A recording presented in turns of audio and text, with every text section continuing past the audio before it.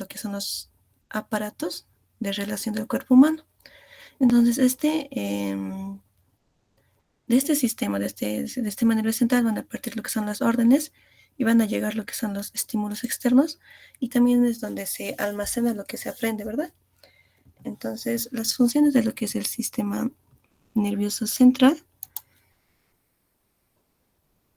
¿no? Tiene una función sensitiva, motora e integradora. Entonces, la sensitiva, ¿en qué va? En que a través de lo que es el sistema nervioso central podemos llegar a sentir los sabores, ¿verdad? Los olores, como veíamos en los 5 sentidos, ¿no? Que podemos llegar a sentir todo esto. Motora, que también como veíamos en los músculos, que lo que es el sistema nervioso da órdenes, ¿no? Para que los músculos se contraigan o hagan cierto movimiento.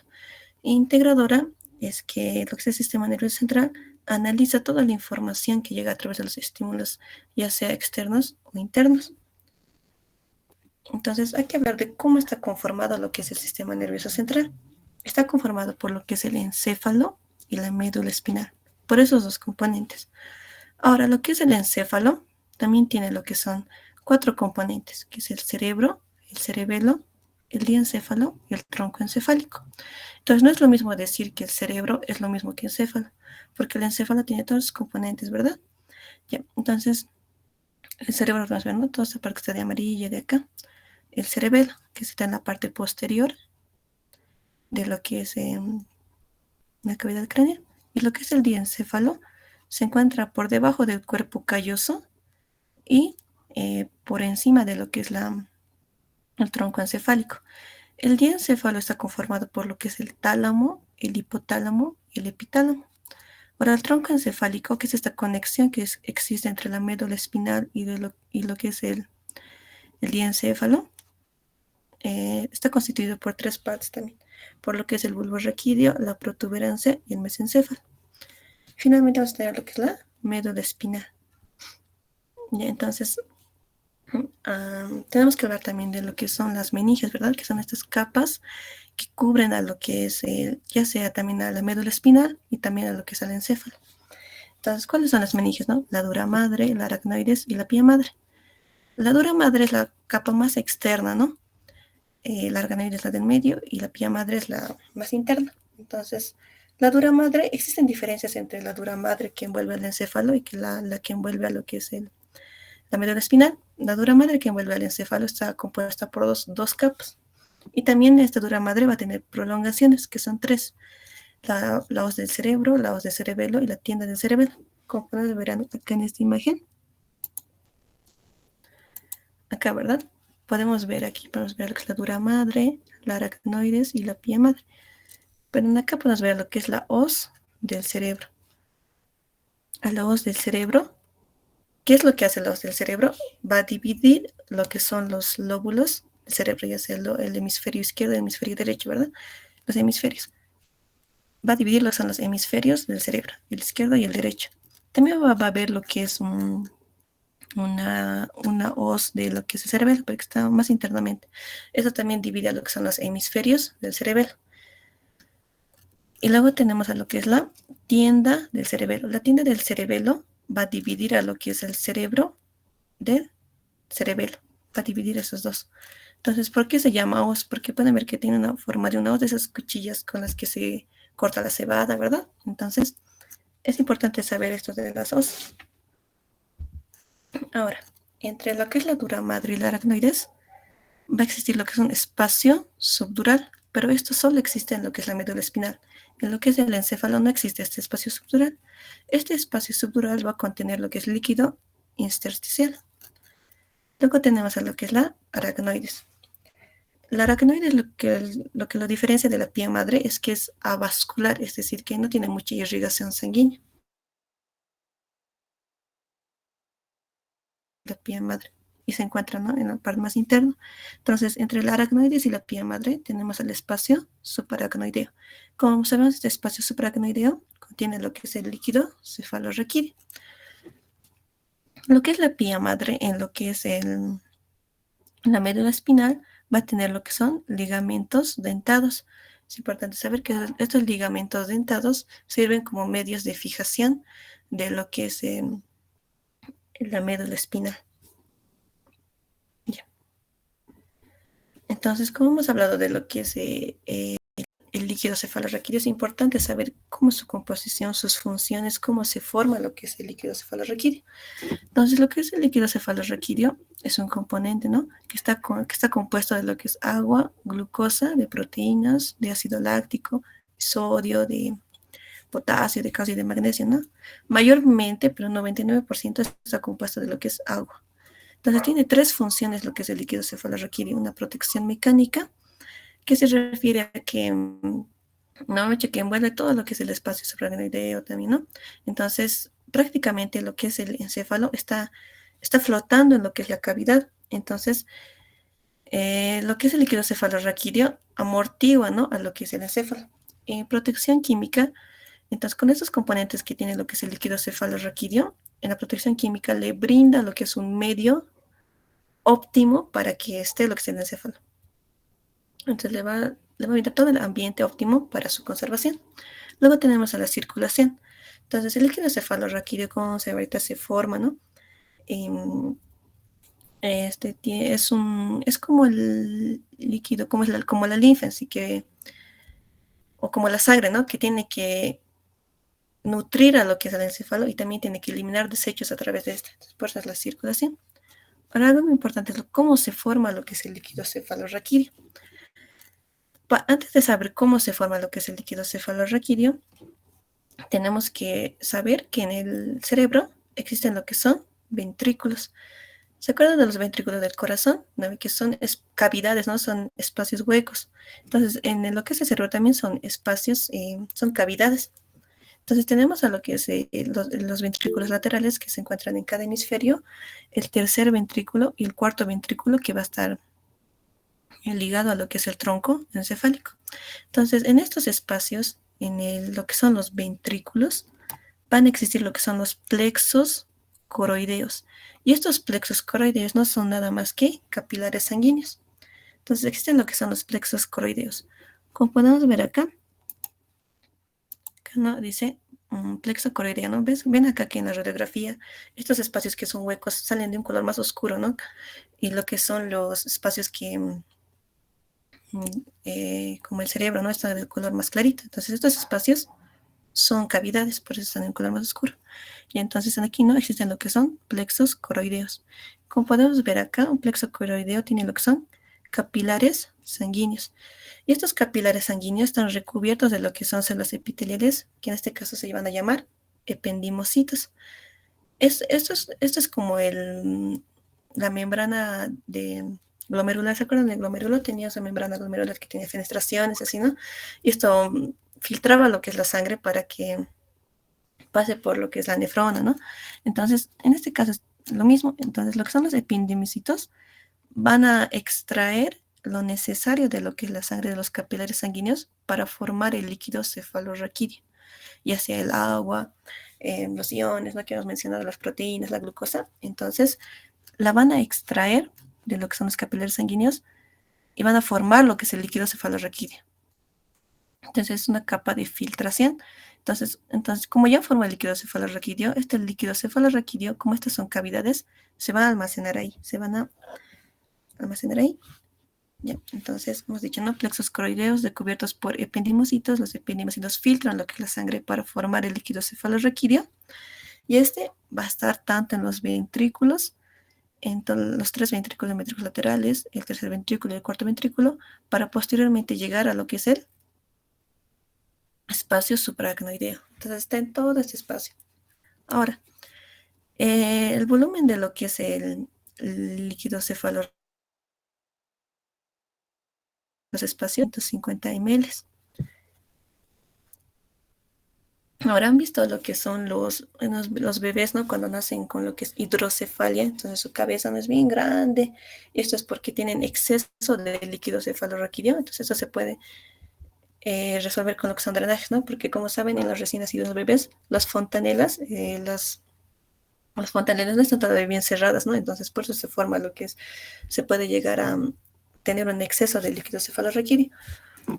Ahora, ¿para qué necesita ese exceso, no? Porque se imaginan, lo que es el líquido cefalorraquídeo se va formando a una velocidad de 20 ml por hora.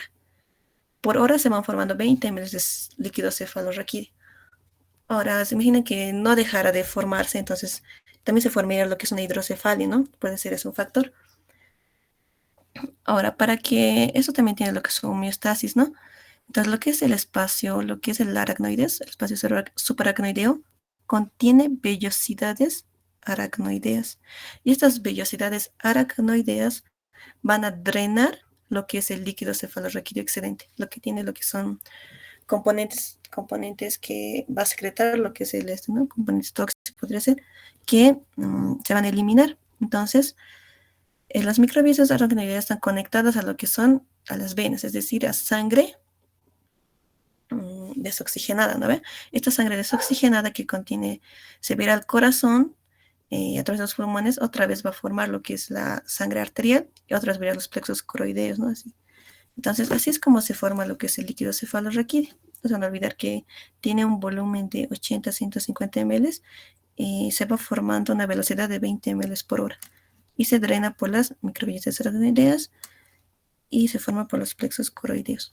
Entonces, aquí puedes ver un esquema, ¿no? Que está mejor. Entonces, primero, ¿no? Dice, la producción de lo que es el líquido cefalorraquídeo es en los plexos coroideos de los ventrículos. Entonces, el líquido cefalorraquídeo pasa a lo que son los ventrículos laterales,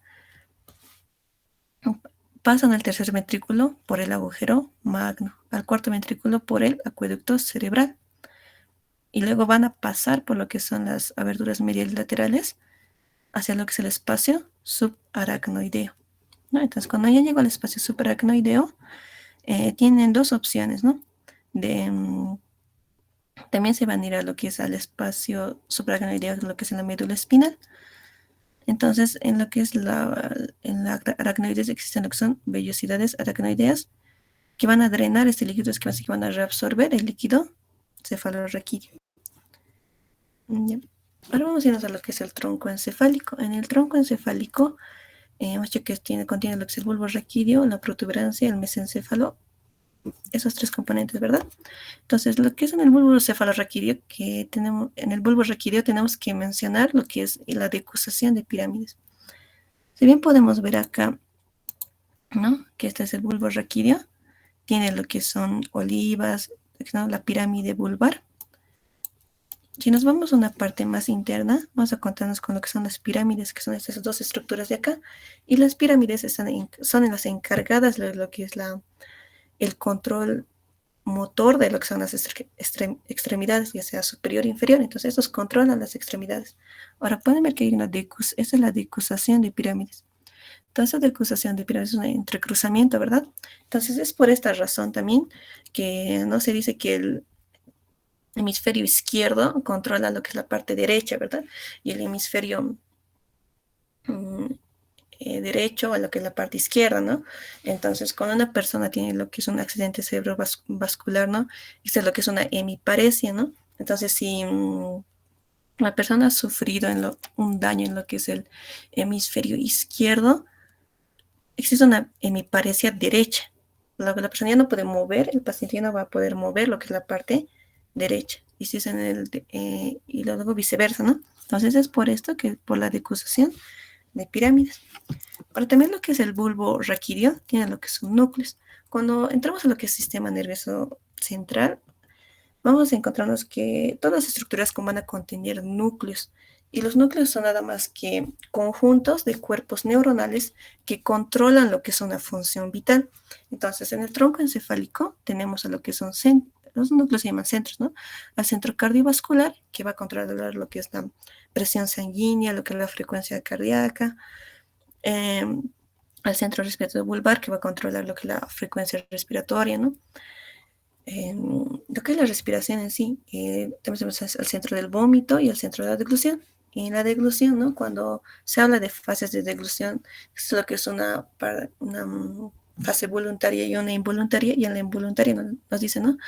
En la fase involuntaria se manda lo que son señales a lo que es al centro de deglución, para que éste pueda elevar lo que es el paladar blando y pueda cerrar lo que es la epiglotis para que no llegue lo que es el bolo alimenticio a las vías respiratorias, ¿no? Entonces, son estos núcleos, centros, que se encuentran en el tronco encefálico que van a controlar todos estos procesos vitales.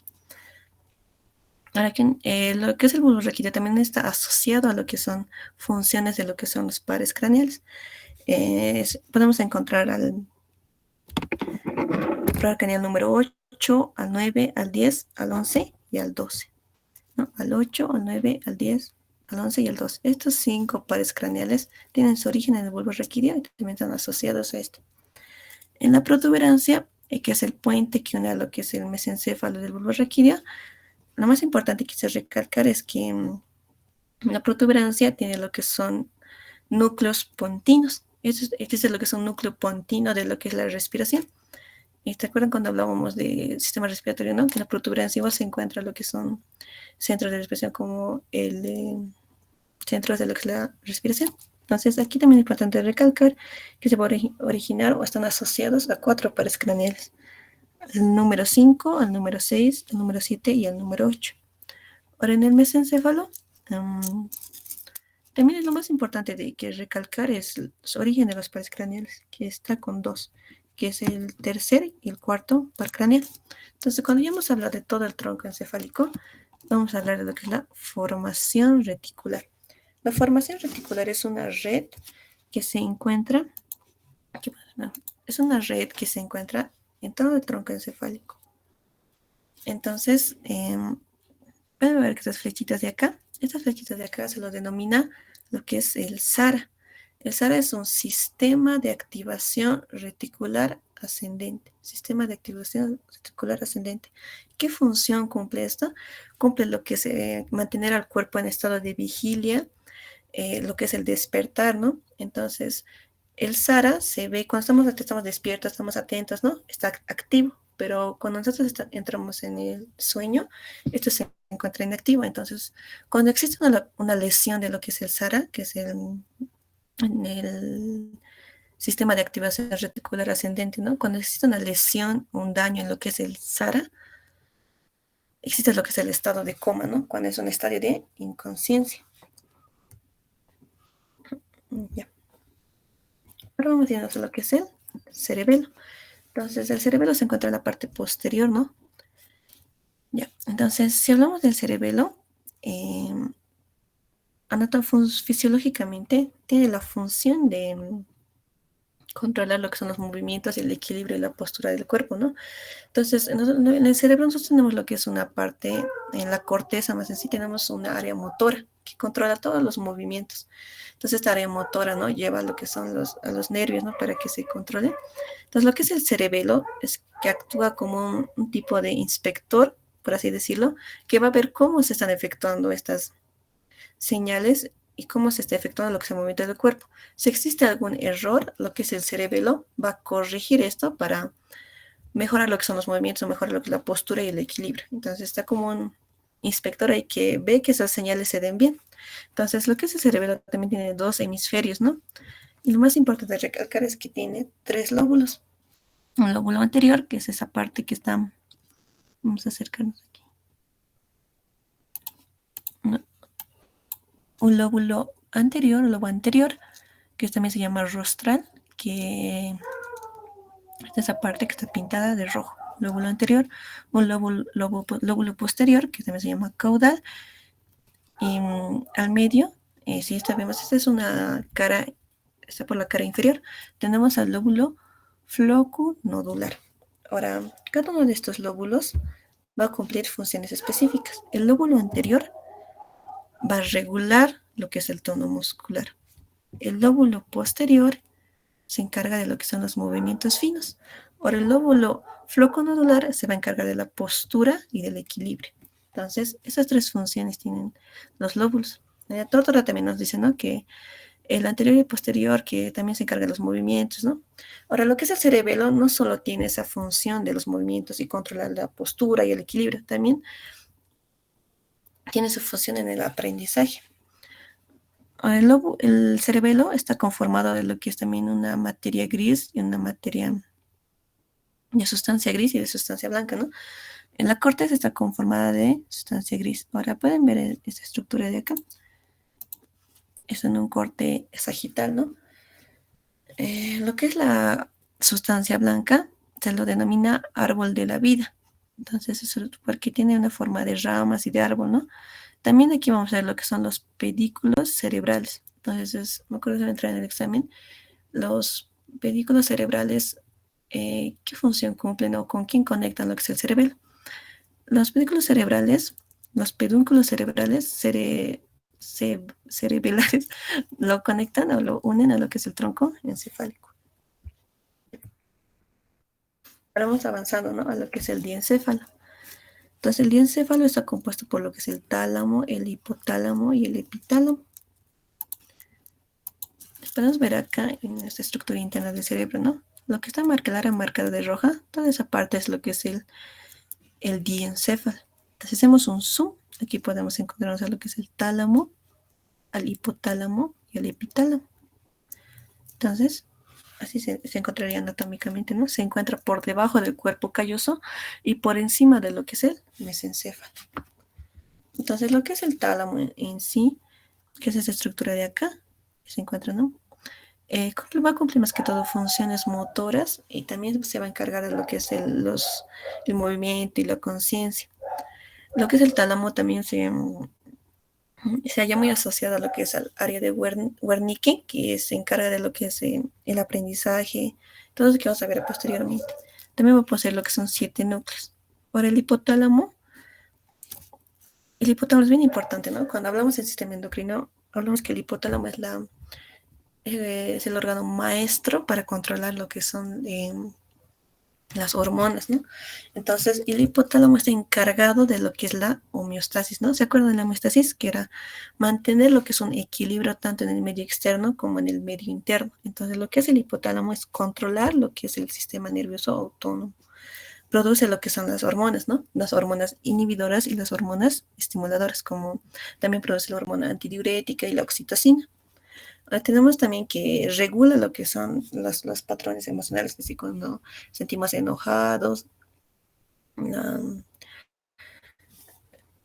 cualquier emoción, ¿no? Que estamos felices, todo eso va a controlar lo que es el hipotálamo también, pero también lo controla el sistema límbico, ¿no? Pero una parte lo hace también el hipotálamo. Y también va a ser lo que es el centro de la temperatura, es decir, que actúa como un termostato de lo que es el cuerpo humano, ¿no? Entonces, te han dicho que la fiebre se da la fiebre es un mecanismo de lo que es el sistema inmunitario, ¿no? Para actuar contra lo que son los microorganismos, pero la fiebre no solo se podía dar por eso, ¿no? Cuando existe lo que es una falla en el hipotálamo, también se puede dar lo que es la fiebre o lo que es la hipotermia. Entonces, es importante que actúe como un termostato de lo que es el cuerpo humano. Ahora, lo que también regula lo que es el ritmo circadiano. Ahora, ¿qué hace el ritmo circadiano? Aquí vamos a poder ver. El ritmo es bien bonito, ¿no? Aquí está. Entonces, el ciclo de ritmo circadiano es cómo nuestro organismo actúa dependiendo la hora del día, dependiendo el día, ¿no? Entonces, ¿qué pasa? Ver un momento, ¿no? Que a las 8 de la mañana lo que inicia lo que es el movimiento intestinal. Entonces, es por eso que lo que es el desayuno se debe consumir, ¿no? En lo que son las tempranas horas. También, ¿no? Mire, dice que a la altura de las 3 de la tarde hay una máxima deficiencia cardiovascular. A las 6 de la tarde, máxima presión sanguínea. A las 7 de la noche, ¿no? Como ahorita, hay máxima temperatura corporal. Algo muy importante también que vamos a hablar después es de la melatonina, ¿no? Que la melatonina es una hormona que es una hormona que se encarga de lo que son los ciclos de sueño. Entonces, a lo que son las 9 de la noche, inicia ya lo que es la secreción de melatonina, porque la melatonina se va a ver influida por lo que es la ausencia de luz y la presencia de luz. Entonces, a las 9 no ya oscurece, entonces inicia lo que es la secreción de melatonina. Lo que es la melatonina es inducir a lo que es el sueño, ¿no? Y a las 7 de la mañana ya finaliza lo que es la secreción de la melatonina, ¿no? Entonces, el ciclo circadiano se va a encargar de todo esto, de regular lo que son cuando hay más digestión, el sueño, lo que es la presión sanguínea, ¿no? Todo esto también depende de lo que es nuestro entorno. ¿Ya? Entonces, eso es lo que es el ciclo circadiano, el ritmo circadiano. También no se dice que no se debe de comer de noche, porque por el ritmo circadiano ya la digestión de noche ya no es buena. tienes que cenar de lo que son 2 horas antes de que contiene lo que es la glándula pineal. Llegamos a la glándula pineal, segrega lo que es la melatonina. ¿Cómo se habla aquí de la melatonina? Entonces la melatonina es lo que induce el sueño, que se segrega, se ve estimulada su secuencia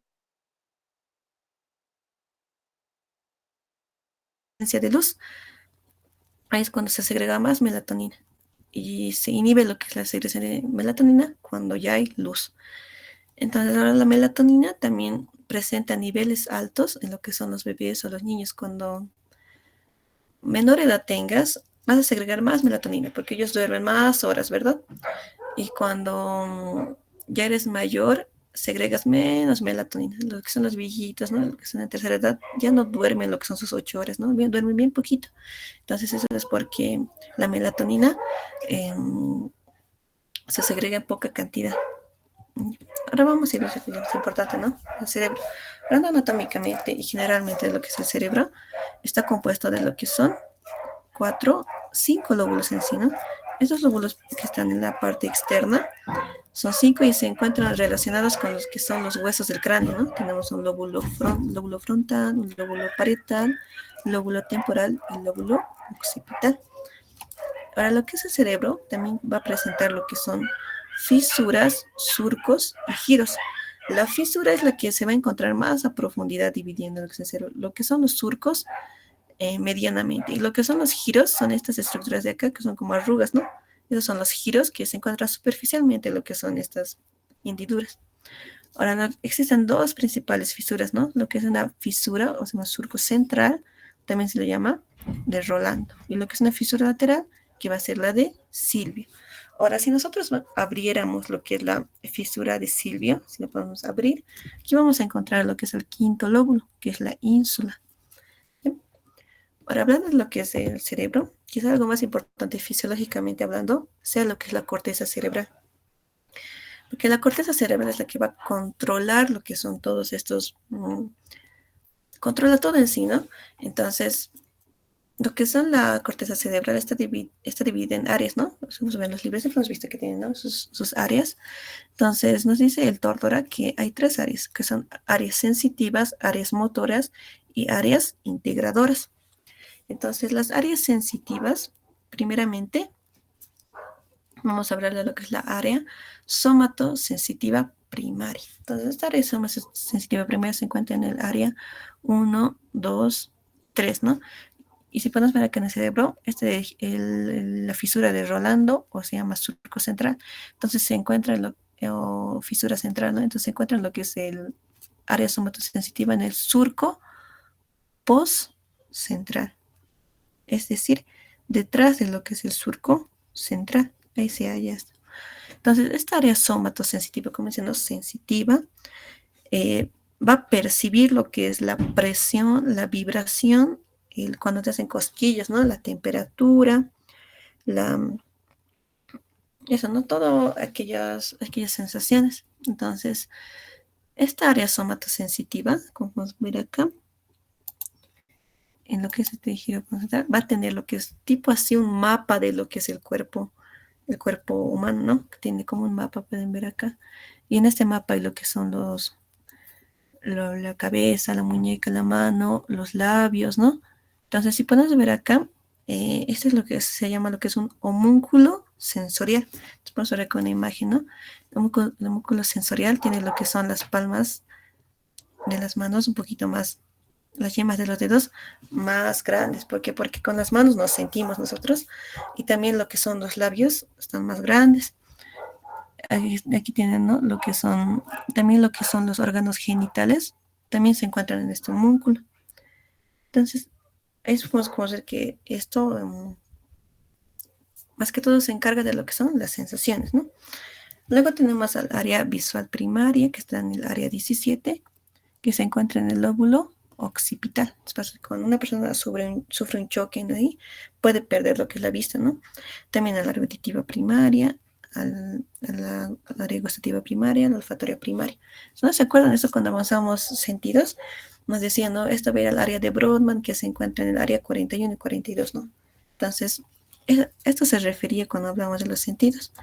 Pero lo que son estas áreas sensitivas solo van a llegar a sentir, ¿no? Pueden llegar a sentir lo que son sonidos, ¿no? Es que van a venir gustativos. Simplemente sienten, no es que lo van a analizar o algo así, ¿no? Entonces el área olfativa también así. Ya. Ahora vamos a irnos a lo que son las áreas motoras. Existen dos, lo que es la área motora primaria y la área motora del lenguaje, que es la área de Broca. Entonces la área motora primaria se va a encontrar en el giro precentral, es decir, esta es las fisuras de Rolando, se va a encontrar anteriormente del lóbulo anterior, ese es el área 4. Entonces aquí motora también podemos ver, aquí, ¿no? Que también posee lo que es un mapa de lo que es el cuerpo. Entonces aquí vamos a ver un corte. Y aquí podemos ver que las manos son más grandes. ¿Por qué? Porque se encarga de la área motora, ¿no? Este es el homúnculo motor. Aquí vamos a ver que también se encarga de la vocalización, de la salivación, de la masticación, ¿no? Entonces, es así como posee lo que es su mapa y se va a encargar de la parte motora, es decir, de todos los movimientos. Luego tenemos a lo que es el área del lenguaje o el área de Broca, que se encuentra en el área 44 y 45, que está por acá, en el lóbulo anterior. Entonces, el área del lenguaje de Broca es el que nosotros nos permite manda señales lo que es la faringe, la laringe, que son los órganos de fonación, ¿no? A la boca. Entonces, gracias a esto controlamos lo que es eso para hablar. Ahora, en las personas que tienen a veces que es un accidente cerebrovascular, puede ocurrir lo que es la afasia, es decir, cuando ya no puede vocalizar bien, ya no puede producir lo que son los sonidos, ¿no? Cuando existe una lesión en esa área. Ahora tenemos las áreas de asociación. Si bien las áreas motoras y las áreas sensitivas llegaban, el área sensitiva no llega a sentir lo que son estos receptores y todo, y lo que es el área motora ya comanda las acciones, ¿no? Las áreas de asociación van a ser un conjunto de estas dos. Entonces, existe lo que es el área de asociación somatosensitiva. Esta, esta área, que es el área 57, más que todo nos va a ayudar a, si nosotros tenemos los ojos cerrados, a percibir lo que es la forma y la textura de lo que son los objetos. Si nosotros cerramos, podemos llegar a sentirnos qué forma tiene y qué textura tiene. Entonces, de eso se encarga esta área de asociación. El área de asociación visual. El área de asociación visual, más que todo, nosotros si hemos visto alguna vez en nuestra vida algún objeto por primera vez, hemos visto, digamos, un cuaderno, hemos visto y lo hemos percibido así, ¿no? Que es un cuaderno y lo hemos guardado en nuestra memoria. Ahora vamos a volver otra vez a ver un cuaderno y lo vas a recordar, ¿no? Entonces esta área se encarga de eso, de volver, de recordar las cosas del pasado y asociarlo a lo que vamos a ver futuramente. Luego tenemos al área del reconocimiento facial. Como dice su nombre, esta área se encarga de lo que es reconocer lo que son los rostros de las personas. El área de asociación auditiva. Si bien nosotros llegamos a sentir sonidos a través del área auditiva primaria, el área de asociación auditiva es las que, cuando escuchamos música, es lo que nos va a llegar a percibir que es música en sí. Si esa, o a identificar que es música, ¿no? El lenguaje también. Entonces nos percibimos, vemos que un pajarito está cantando, sabemos que es un pajarito, ¿no? Algo así es área de asociación auditiva, que es más integradora. Luego algo bien importante, es el área de Wernicke. Este área de Wernicke que se encuentra en el 22, ¿no? Y posiblemente también dicen que se encuentra en el área 39 y 40. Es decir, la que se encarga de lo que es el significado del habla, del pensamiento, de cuando nosotros analizamos lo que estamos haciendo ahorita, ¿no? Entonces, este área del Wernicke se encarga así de lo que es el aprendizaje, de lo que es la inteligencia humana, el área de Wernicke. Entonces, por eso se dice, ¿no? Que dicen que hay una diferencia entre hemisferio izquierdo y hemisferio derecho, ¿no? El hemisferio izquierdo es el que es más analítico, más, que las matemáticas, el lenguaje, ¿no? Y el hemisferio derecho se encarga más de lo que es la parte emocional, ¿no?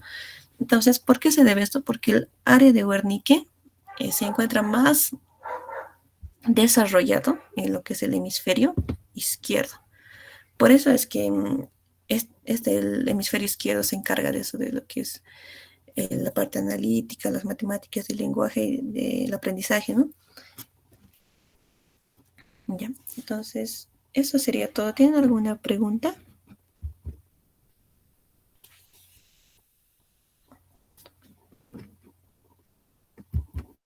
¿Se puede ver mi pantalla?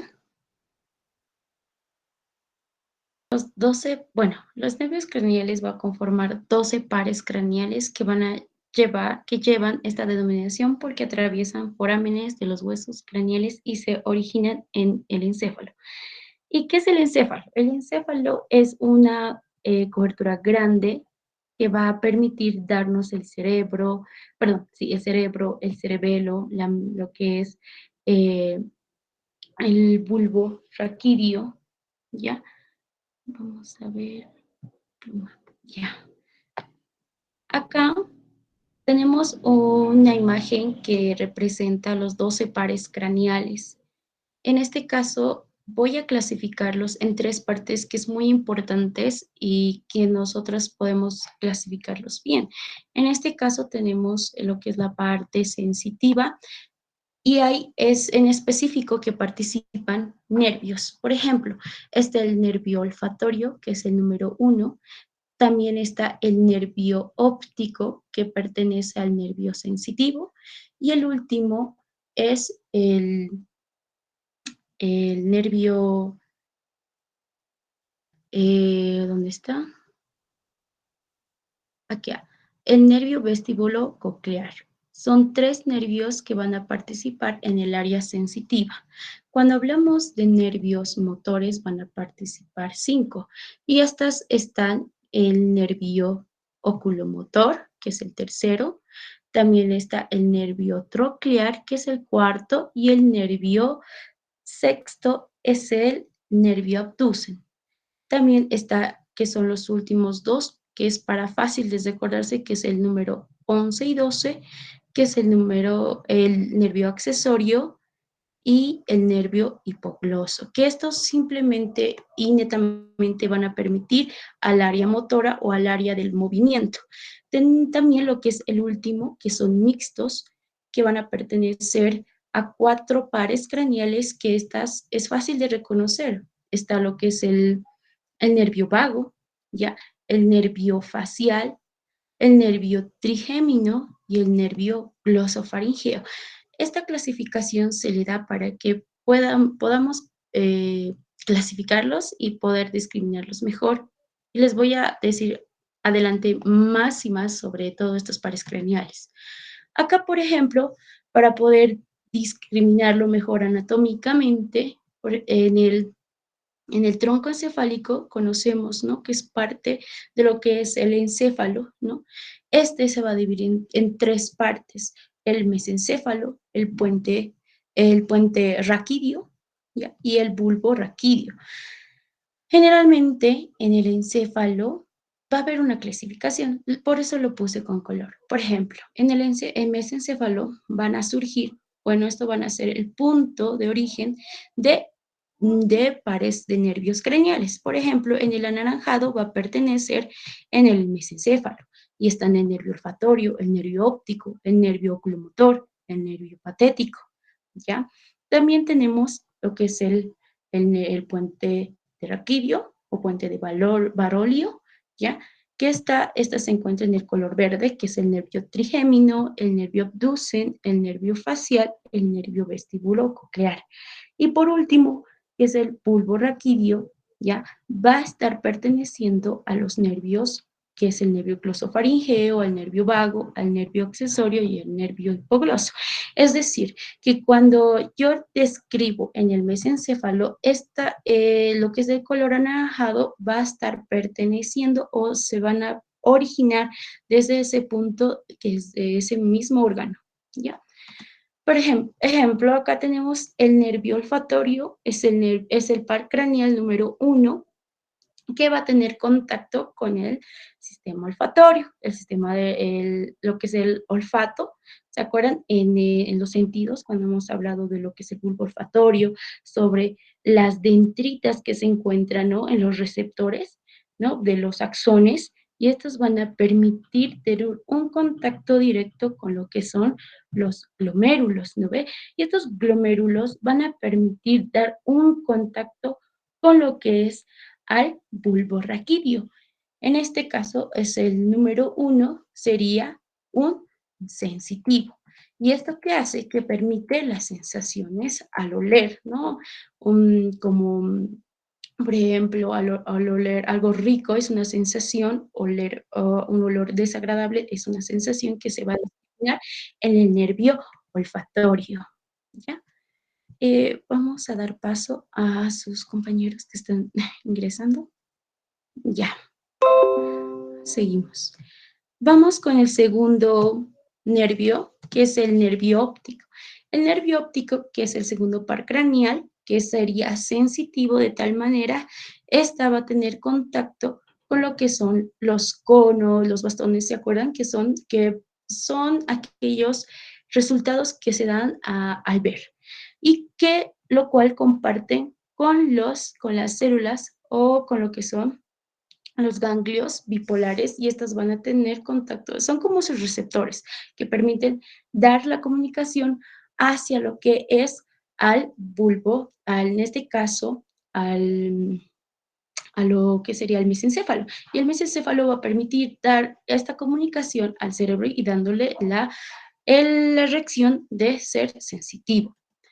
Tenemos el tercero, que es el nervio oculomotor o también motor ocular común. Tiene dos nombrecitos, ¿ya? De toda manera podemos usarla estas dos. Más fácil es recordarse como oculomotor. Es un nervio, ¿ya? Que se va a dividir en dos partes, en dos ramas. Quisiera aclarar que sí, esta enfatiza lo que son los músculos del ojo, ¿ya? Por lo cual se describen en dos porciones. Superior, que va a inervar los músculos recto superior. En este caso sería este músculo de aquí arriba. Y el músculo párpado superior, en este caso en la rama superior, que es este de acá, el párpado, que generalmente compete a un músculo externo del sentido de la vista, ¿ya? Tenemos el otro ramo, ¿ya? Que es el inferior, y este va a participar por ejemplo, lo que es el recto medial.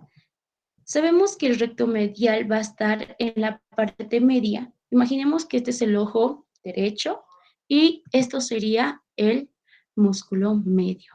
También está el recto inferior, el músculo recto inferior, ¿ya? El músculo oblicuo inferior, que sería este de acá. Es decir, estas dos ramas que discrimina estos músculos van a permitir la movilización de este y que permita el movimiento del ojo, ¿ya? Acá, estas neuronas motoras, ¿ya? Son somáticas, controlan los nervios oculares y el párpado superior, ¿ya?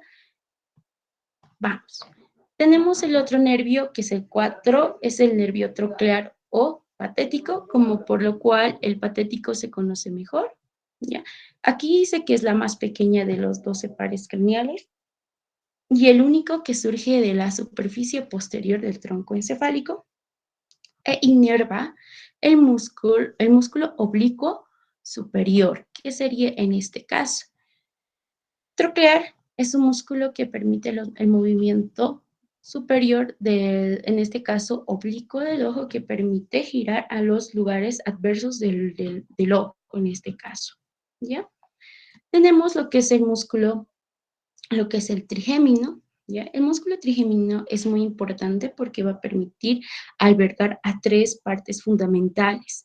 Por ejemplo, está el maxilar, la mandibular y lo que es el olfatorio, ¿ya? Aquí tenemos, mira, uno de los nervios más grandes de lo que es los 12 pares craneales iba a presentar el nervio olfatorio, el nervio maxilar y el nervio mandibular. Y cuando hablamos del nervio trigémino, se va a enfocar, bueno, su objetivo va a ser que produzca dolor, que produzca un tacto, una sensación, una como es el frío, el calor, que aquí dice la sensación térmica, que va a permitir recibir esos tipos de sensaciones. Por ejemplo, si va el trigémino, va a tener un enfoque olfatorio, es decir, que se va a enfocar, bueno, olfatorio porque va a ir a la región olfatoria, ¿ya? Olfatoria, y esta va a tener, por ejemplo, va a tener la capacidad de el contacto del párpado superior, va a tener contacto con el globo ocular, lo que es las glándulas lagrimales, la cavidad nasal, la frente y el cabello. En este caso, la nariz, en este caso participaría lo que son los cornetes nasales y, discúlpenme, vamos a aceptar a sus compañeros. Ya, vamos a continuar. Listo. Con lo que hablaba con respecto a lo que son el objetivo del olfatorio, hablaba de la nariz, va a tener contacto con lo que son los cornetes nasales y estas se van a dividir. Sabemos que a partir del hueso etmoide se va a dar gracias a los nervios olfatorios. Por ende, va a tener participación también del nervio trigémino. También lo que es la frente y el cabello, generalmente la parte superior, en la parte tercia del cabello, va a tener ese contacto con este nervio. El maxilar va a tener contacto con lo que es la mucosa nasal, el paladar superior, la faringe, dientes, en este caso los dientes superiores. El labio, por ende, también va a ser el labio superior y el párpado, por ende, también el labio superior. La mandíbula va a tener contacto con la lengua, con lo que son las mejillas, los dientes, la mandíbula. En este caso, los dientes sería de la parte inferior, la mandíbula por ende es inferior, el piso de la boca, ¿no? Y generalmente, que aparte de ser un nervio muy importante, muy grande, porque abarca tres partes muy importantes en lo que es la parte mixta, porque hemos dicho que el trigémino es mixto, que permite tanto sensaciones, motores, ¿no? Porque es mixto. Y esto participa a lo que es una respuesta a lo que es a los movimientos de la masticación. Es decir, que el nervio trigémino va a participar en los músculos de la masticación. Por ejemplo, está en el músculo el tiroideo, el macetero, ¿no? Que también conocemos que son partícipes del músculo de la masticación, ¿no? Y estas también van a participar en lo que es la salivación, van a permitir estimular las secreciones salivales. Ya por eso es tan importante lo que es el nervio trigémino, ¿no? Que presenta los movimientos de la masticación. Se enfoca más en eso, ¿ya? También tenemos lo que es el nervio abducen, es un músculo que permite la abducción del ojo, por eso es el nombre abducen, ¿ya? Es un somático que acá dice, se extienden desde un núcleo hasta el músculo recto lateral. ¿Qué sería este? Este sería el músculo en contacto con el nervio sexto y tendría el objetivo de abducción del ojo ocular, ¿no? Que es generalmente un músculo extrínseco, ¿ya? Tenemos el nervio facial. Este nervio facial es también, como dijimos, es un nervio craneal mixto y estas van a conducir, aparte que son motoras, van a permitir a profundizar lo que es la sensibilidad, es decir, el dolor, el área térmica, ¿no? El frío, el calor, ¿no? Cuando hablamos de las propioreceptoras, se define como el contacto que se tiene con los órganos en específico que hacen el efecto. Por ejemplo, el calor es el propio receptor que va a generar el nervio facial, ¿ya? En este caso, en el nervio facial, sus propios receptores son los músculos de la cara, que hemos visto que estas van a permitir las expresiones faciales y van a permitir estimular, ¿no? Sensibilidad, motor, va a permitir la movilización, ¿no? Porque recordemos que el nervio facial es un motor, es un nervio mixto, ¿ya? Tenemos que clasificarlos como sensitivo, motor y mixto, ¿no ve? Entonces, se le tiene que clasificar. ¿Por qué? Porque tiene esas tres particularidades, ¿ya? También lo que es el nervio vestíbulo-coclear es el número 8, que generalmente va a permitir estar en contacto con el puente, generalmente del tronco tronco encefálico y va a estar originalmente saliendo del puente, ¿no? Se conocía antes como el nervio acústico, ¿ya? O auditivo, anteriormente en la antigüedad. Ahora este nervio está formado por dos ramos, el ramo vestibular y la rama coclear. Este nervio, por ende, en este caso, sus propios receptores van a ser, ende, el ganglio coclear. Cuando hablamos de hablábamos del sentido del oído, hablábamos de los receptores, de la comunicación sensorial y todo lo que era netamente fisiológico se centraba en lo que es en el oído interno. Y este oído interno va a permitir tener contacto con las reacciones en este caso, sensoriales. Recordemos, el nervio vestibular, que es el número 8, va a permitir un nervio sensorial, que es en el primer que hemos visto, ¿no? Y estas van a generalmente tener objeto de escuchar, ¿no? De oír ese sonido. ¿A través de qué? A través de cilios. ¿Se acuerdan de los cilios cocleares que van a permitir a los sonidos y darle la transmisión a lo que es a lo que es al tálamo, directamente al tálamo, y esto va a permitir dar lo que es la respuesta sensorial, ¿ya? Tenemos lo que es el nervio glosofaringeo. Este es el nervio glosofaringeo, que es el número 9, ¿ya? Es un nervio, ¿ya? Es un nervio motor. ¿Por qué? Porque permite 4 porciones, bueno, va a enfocarse a 4 porciones muy interesantes. Por ejemplo, en el primero dice botones gustativos y receptores somáticos. Y eso se enfoca a lo que es a los receptores de la lengua. Es decir, todas las sensaciones, en este caso motoras o movimientos que generalmente del glosofaringeo va a hacer en la lengua. Ya los movimientos que hace. 2, los propios receptores, en este caso de la declusión, ¿ya? En este caso va a tener contacto con músculos que van a permitir a la declusión porque es motora. 3, los baroreceptores. Esto es muy interesante, puesto que tal vez puede estar en su examen parcial. ¿Por qué? Porque estas van a permitir controlar la presión arterial. Es decir, que va a generar que desde la arteria carótida, ¿no? De la arteria carótida hasta la arteria primaria, que es, como por ende, la arteria carótida es una arteria que se encuentra en el cuello, que es un punto donde se toma el pulso, en este caso, ¿no? Entonces, esta va a permitir la presión o el control que se tiene con la presión sanguínea, ¿ya? También tenemos aquí, quimiorreceptores.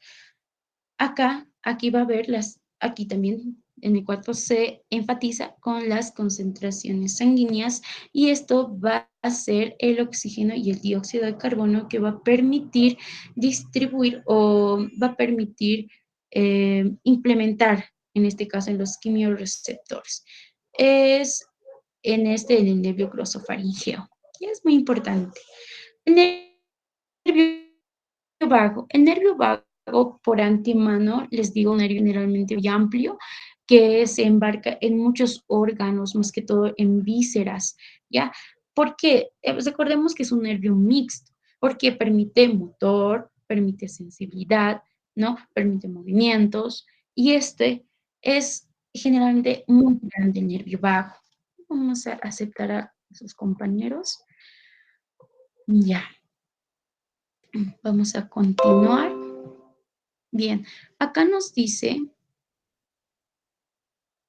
acá, vamos a utilizar, ok, ¿dónde se encuentra? Bueno, transcurre en sentido medial y posterior de la vena yugular interna y la arteria carótida primitiva, que esta va a permitir su dirección hacia donde tenemos las cavidades viscerales, cavidades torácicas, cavidades abdominales, que van a permitir en este caso, sensaciones del hambre, plenitud y malestar.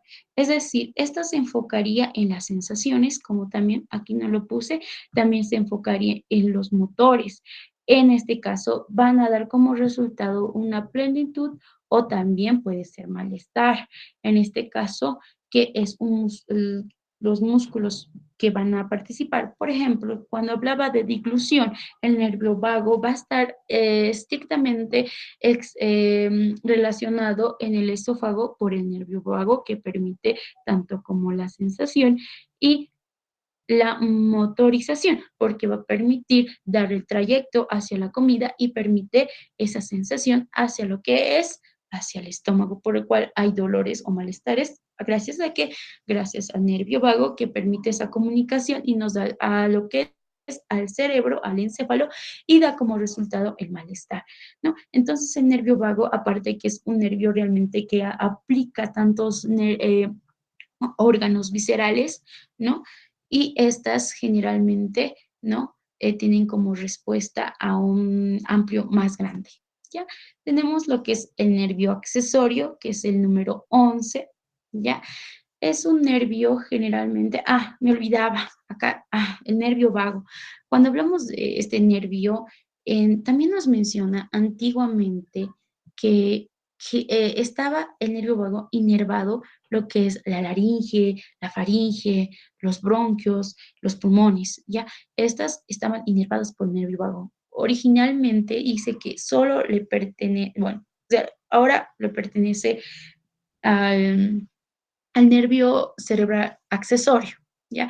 Pero, pero originalmente, así, puntualmente le pertenece al nervio vago. Entonces, si nosotros podríamos relacionar con la faringe, la laringe, con los bronquios, los pulmones, los movimientos alveolares, ¿no? Podríamos discriminar que también participa el nervio vago, porque originalmente vienen de estos. Y también que el nervio vago tiene relación con el nervio accesorio.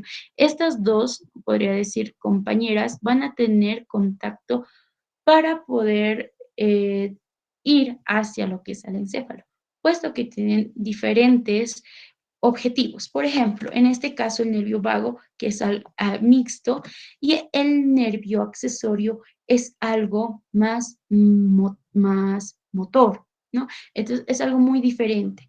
Y el nervio accesorio, lo que es motor, que controla los movimientos de la cabeza. Por ejemplo, dos músculos muy importantes, que es el músculo estilocleidomastoideo, que se encuentra en el cuello, ¿no? Es un músculo que permite el movimiento de la cabeza también, en lo que es el músculo trapecio, que se encuentra en la parte posterior, ¿ya? Estos dos músculos van a permitir que generalmente mueve la cabeza gracias al nervio accesorio, que es el nervio número 11.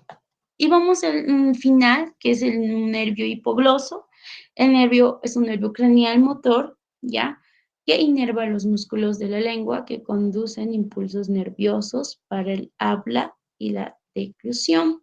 Eso también va a permitir conducir la salivación, ¿ya?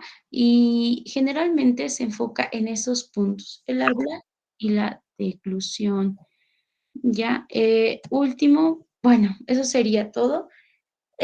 Bueno, para recomendaciones con respecto a los pares craneales, eh, saber lo que es las tres partes, dividirlas en tres, sensitivo, motores y mixtos, porque ahí vamos a diferenciar y vamos a tener la idea de cómo van a trabajar estos nervios craneales.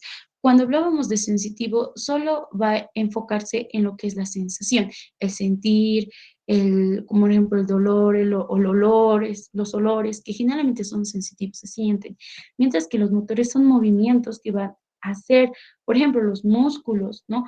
La posición corporal que se tiene, por ejemplo, solamente músculos o netamente tejidos, puede ser también, que son parte de los movimientos. Y mixto, que comparte sensitivo y motores. Entonces va a tener dos trabajos que hace el mixto. Entonces, tal vez clasificarlos en este lado de mixtos y también clasificarlos anatómicamente en lo que son el mesencéfalo, puente raquídeo y el bulbo raquídeo, porque se les va a ser más fácil memorizarse tal vez y no tan difícil para memorizarse y para que tengan todo lo que es la correlación que se tiene con estos nervios o estos pares craneales.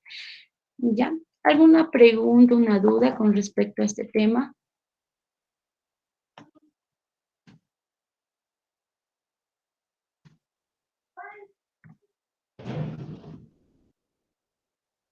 Hola, hola.